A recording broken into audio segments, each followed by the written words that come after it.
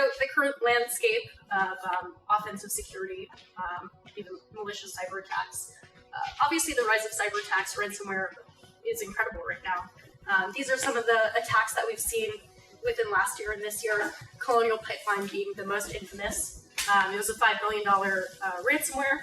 They provided the money to the attackers, and the US government actually hacked it back. So that was the first instance that the US government has ever gone on record and hacked money back from an attacker. Super interesting case. SolarWinds, another very infamous one, $70 million decryption request. Of course, that was across hundreds of different organizations.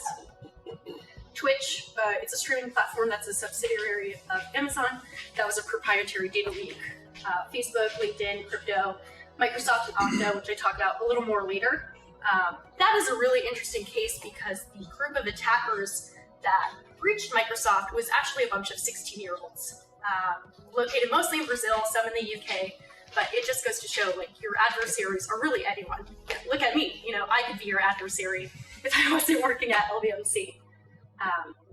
And then, of course, cyber attacks have just become a major component of war, especially this year. We've seen, just a few weeks ago, I attended a conference, a national security conference that Vanderbilt University had hosted.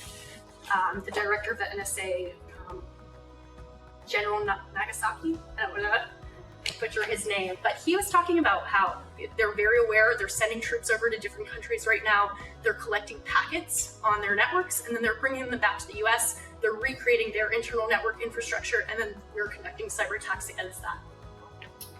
And a really interesting component of that is just how much critical infrastructure is being targeted as a part of war, especially because in the US specifically, critical infrastructure is managed by independent organizations, so they're not secured by the government directly.